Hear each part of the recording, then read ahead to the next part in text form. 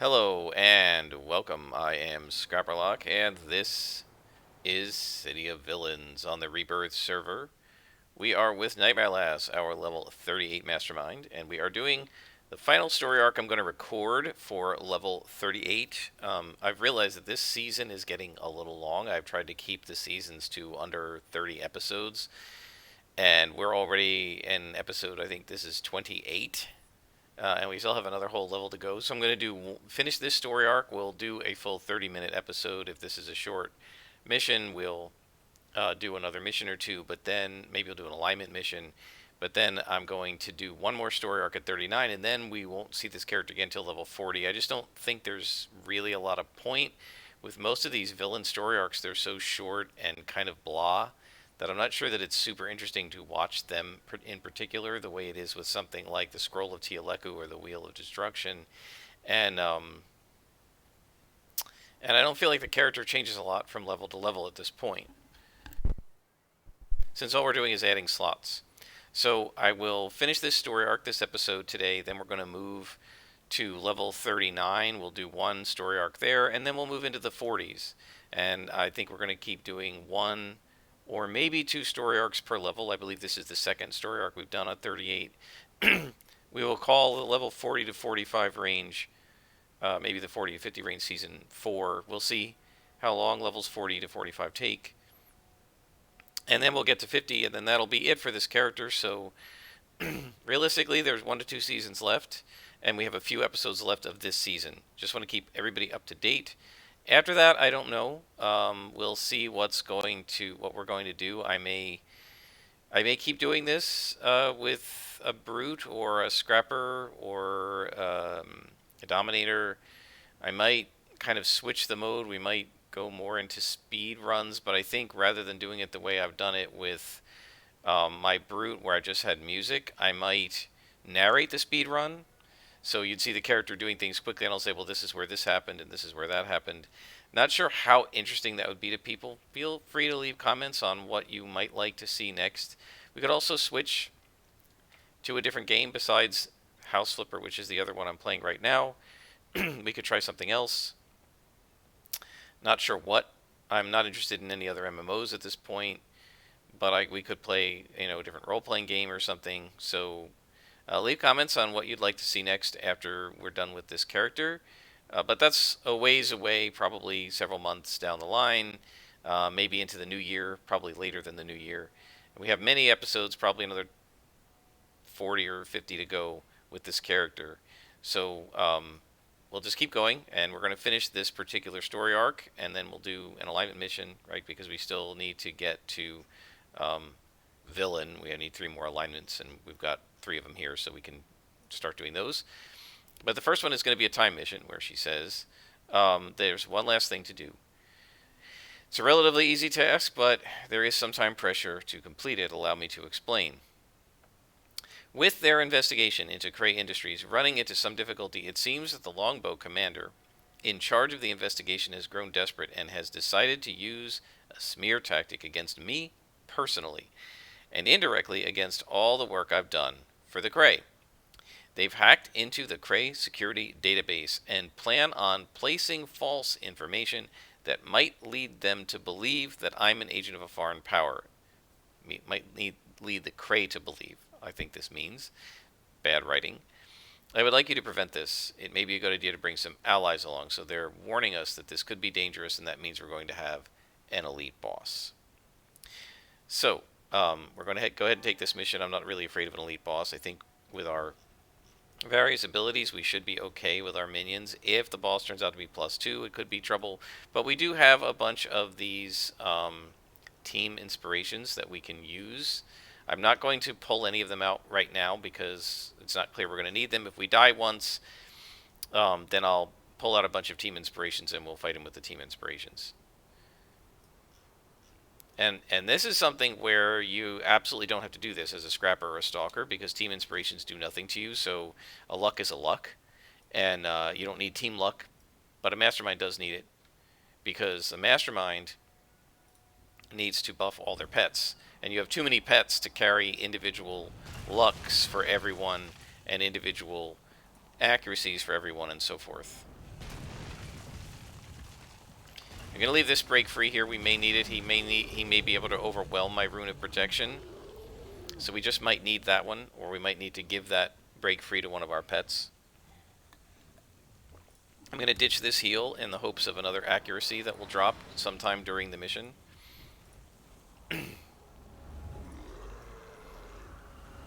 And once we have those 3 accuracies, I might start using the damages a little more freely, because what we really want our pets to do is hit.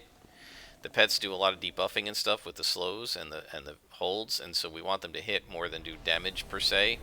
They can do damage, and they're great at damage, but what we really want to make sure is that they don't miss. So once we have 3 yellows, I might start working on trying to get up to 6, so that we give 1 to every minion. But we'll see what happens. So our goal is to plant false data and remove Agent Bell.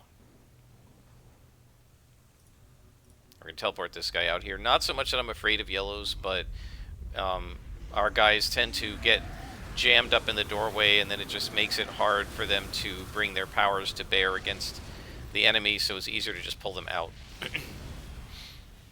And you can see with the slow there, that kind of debuffing is really what we want, especially against the bad guy, right? Because the big bad evil guy, the arch-villain or the elite boss, typically they have lots of resistances to things, but not necessarily to stuff like slow. That's actually very hard to resist. In fact, I'm not sure if there is a Mez defense against slow. Very few. Very few abilities protect you against that. I'm not sure I've ever had a character that had defense against slow. What I always did was take hasten and then pop hasten when I'm being slowed, which does counteract it, but it's not a Mez defense. And I'm fairly sure things like Practice Brawler and such do not protect you against slow. And so we definitely want to hit the evil boss with slow, so that whatever abilities he may have are going to come much less frequently. So we want our minions to hit, not so much to worry about the damage they're doing. They'll do the damage over time, eventually, but they can't do any damage if they're constantly missing. And they can't slow the guy. What are you doing up there? They can't slow the guy if they can't hit him.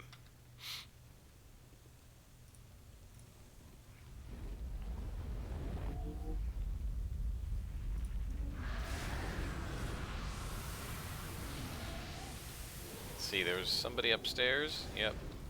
Okay, so we're going to want to take them out too, but let's take these guys out first. Let's go get them.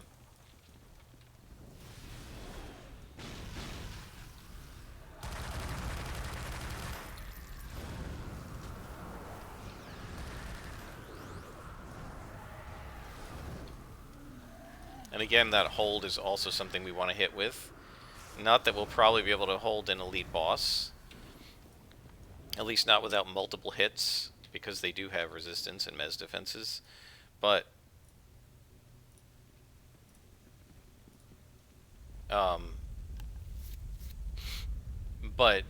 what we do want to do is hit them with the non-damagey powers as well as the damagey powers. Right, and so that's why accuracy is more important to me than some of these other inspirations. So I'm not gonna like go crazy, run to a contact and try to buy them. But if we have the, if they pop into our inspiration tray, we'll go ahead and take them. Right, I'll start using the reds that we don't need as much.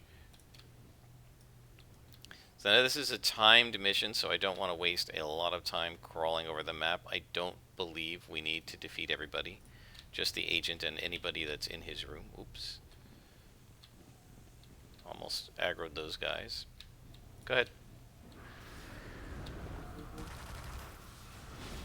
Now it's a 90-minute mission. It shouldn't take us anywhere near 90 minutes to clean this out. Even if it's a 5-level dungeon or a mission or whatever you want to call it. You can do, a level in max 5 to 10 minutes times 5 levels. It might be a whole episode, And I actually wouldn't mind if this mission was long enough to be a whole episode, since this is the final mission of this story arc, and we're not really going to be going past this story arc at level 38. But there's no way it's going to take 90 minutes. It's just not. It's just not possible. All right, you guys. Keep losing the mouse. Stay back. Let me see who's in here. Okay, so we're going to pull them out again, mostly because I just don't want my minions to get caught up in the doorway.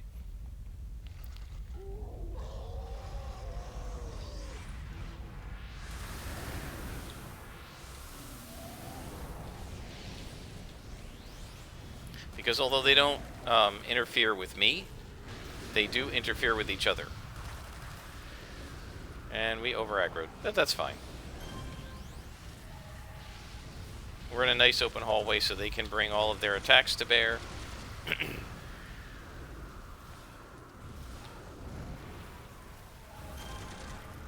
And of course, I'm getting everything but accuracy dropping. I find I use a lot less inspirations with this character. The minions really don't... All they really need is for me to heal them. And I can heal so fast now with these recharge enhancers on my powers that I don't even really need healing inspirations. I keep a couple for myself just in case, but in this team one, I didn't really want. I just was trying to store it in the inspiration vault in my base and found out I couldn't. And you don't find that out until you've already got the inspiration, and then it doesn't work, rather than, you know, some way to find it out ahead of time. I'm sure it's a known thing, but team inspirations are after my time, and so I really don't have much experience with them other than occasionally clicking on them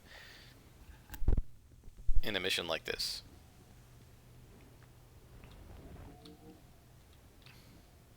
I guess we should check this out. There's nothing down here. Okay, guys, we're going to the elevator.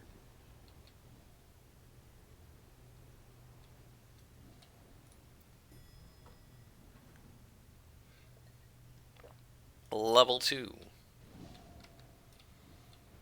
This sort of reminds me, you know, in Dungeons and Dragons in the old days, levels, the term level is used a lot, right? You have level for characters, level for spells, level for dungeons. And one of the things that fell by the wayside after a while, but was originally true in old school, you know, like little 3 books D&D when it first was published, and probably in Blackmore when Dave Arneson was doing it, that was actually the predecessor to D&D, and so my guess is he probably did it this way, and that's why D&D did it this way. But the original kind of way you did things was that each level of a dungeon, going down into the dungeon, starting at the top level, because dungeons are underground, right? Each level of a dungeon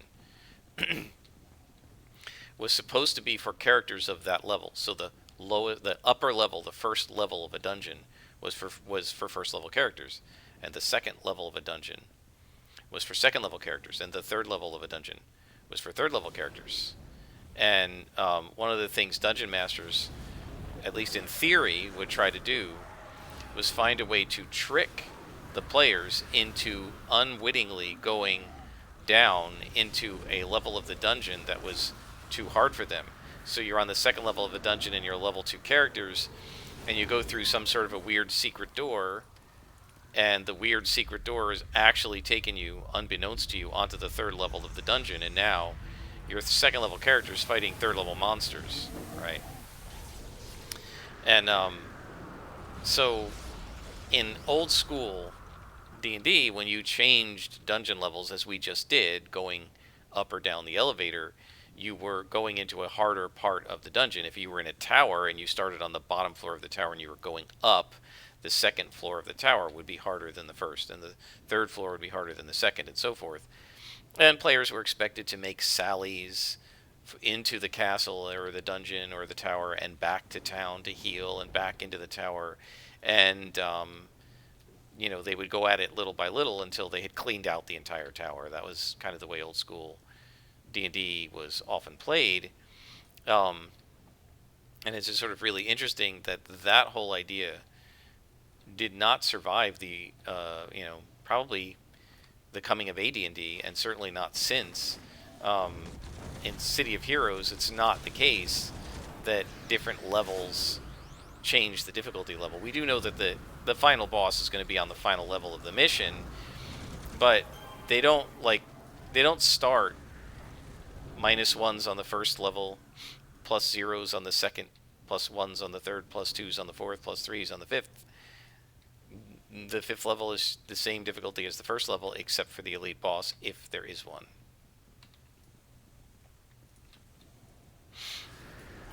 So that's sort of interesting. That whole tradition disappeared. It's one of the first things that disappeared from D&D was this idea that the dungeon level is tied in any way to the level of the characters. And in fact, as I said, I bought the old school Player's Handbook and read it recently, and one of the things Gary Gygax talks about in there is the level and how they use levels for different things, and how it can be a little confusing, and they considered changing it, that the dungeon would have levels, characters would have ranks, spells would have something else. I can't remember what they were considering for spells. And then there was another level that he was referring to, and he said, no, we decided that players are smart enough to figure out that the level means something different in each context, and we decided to keep it because that's a tradition.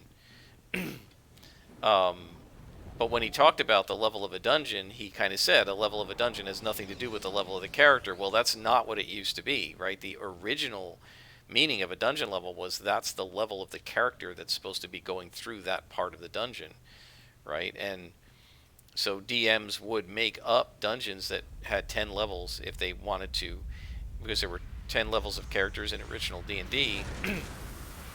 That was the max level.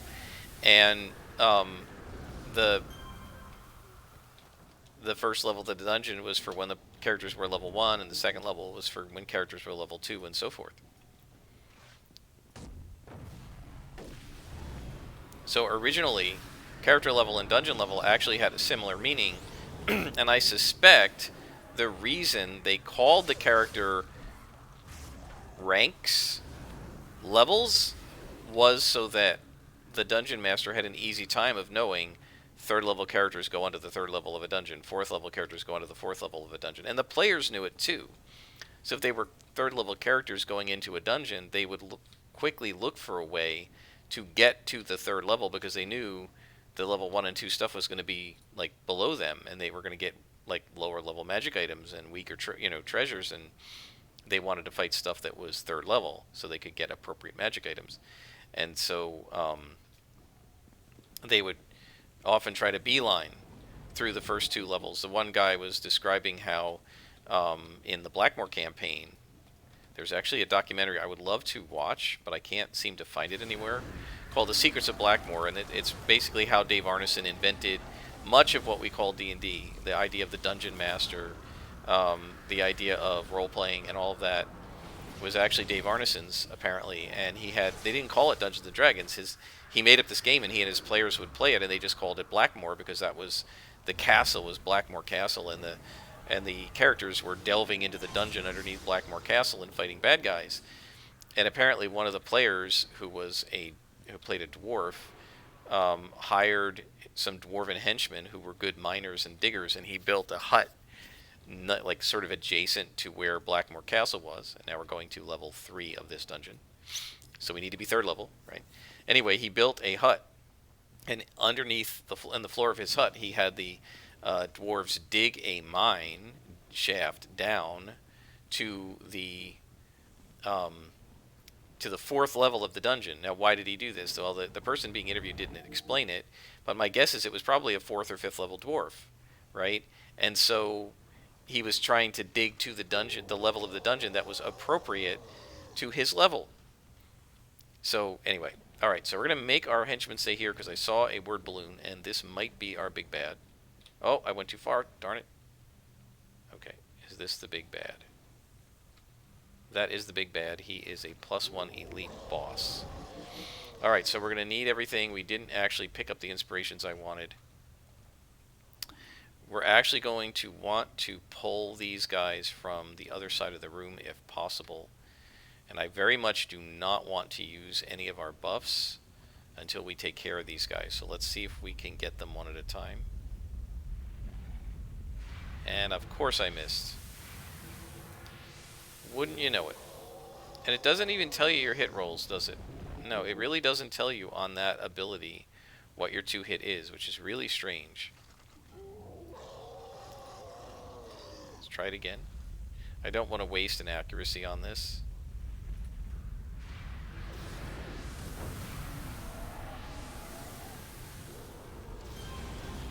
This is actually a really tough spot here because if the minions just go a little too far, they're going to aggro that boss. So I'm trying to keep them in the corner here. We'll see if we can get the lieutenant. And if the lieutenant decides to, like, run across the room... No, no, no, no! Stay here, stay here, stay here! Don't go out there! No! Yeah, this is gonna kill me. We're screwed. Okay, I'm not even gonna try to buff them. We're gonna accept a probable death here. And then we'll come back, because that was a bad aggro. Let's see if we can get this minion dead, and then we will head down the elevator. We're not even going to be able to do that. Alright, let's head down. Okay. Dismiss all. Let's make sure he doesn't follow me down. I don't think they can. Yep, that sucked. Because I missed the teleport, but aggroed the guy.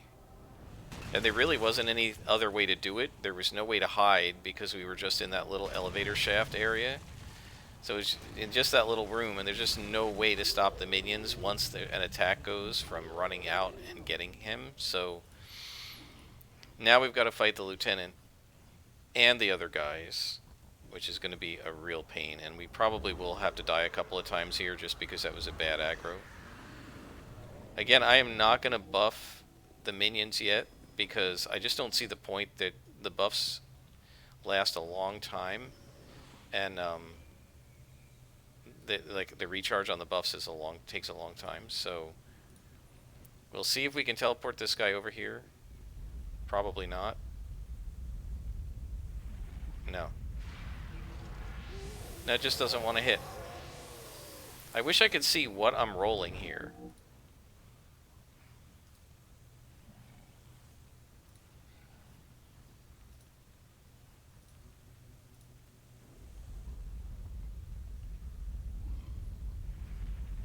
I mean, look at this. I've missed him 3 times in a row.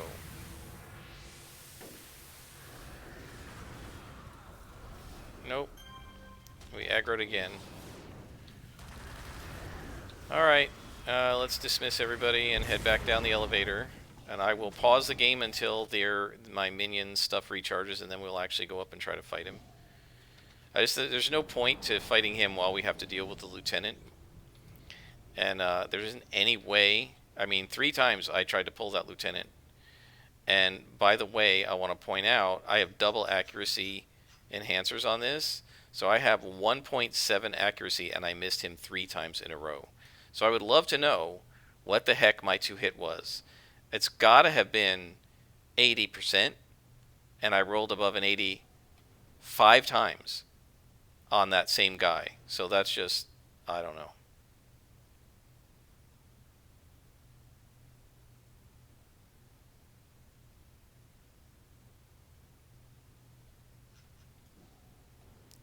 Alright, so let's summon our guys, and we will buff them this time.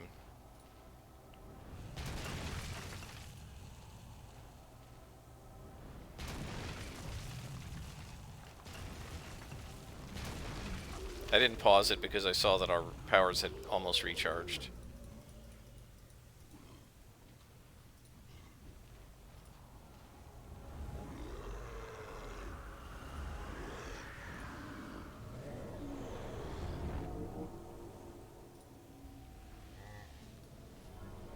Let's give Curly a little extra damage. Alright, we're going to head up the elevator and then I'll do the buffs. We should be alright up there.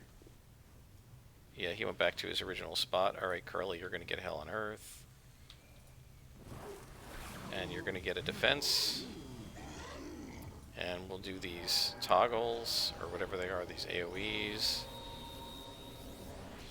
And we're going to give Mo some sturdy. And we're going to give Larry some defense. And we're going to give Curly some accuracy. And we'll all attack the minion first. And I will put out the debuff. Alright, get him.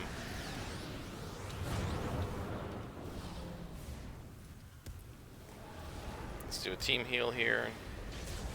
See if we can heal everybody. Help Meanie. There we go.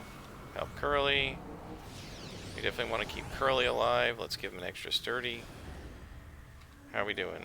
Oh man, this guy is not going to go down easily. Make sure these guys have enough defense and everything.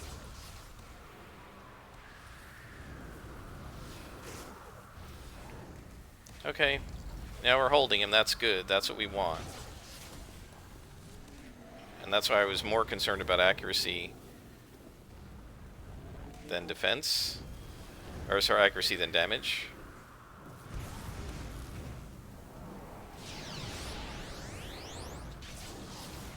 Come on.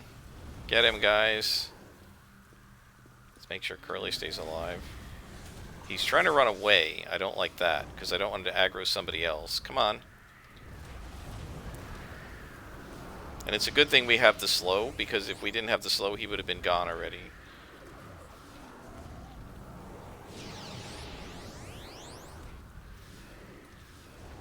Let's get our baby back here.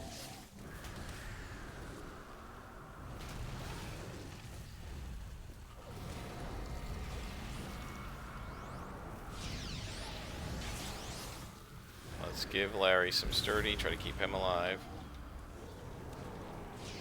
Help Miney. Let's get him. Come on, guys, you're close. We got him. Excellent. Alright, so a couple little screw-ups, but overall, we did a good job of it.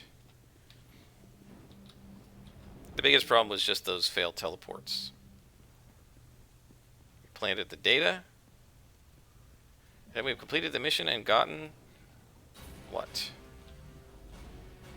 4 reward merits. So he was worth 25,000 XP. And I guess the mission was worth 8,000. Alright guys, you're done. I'll head out. Thanks guys.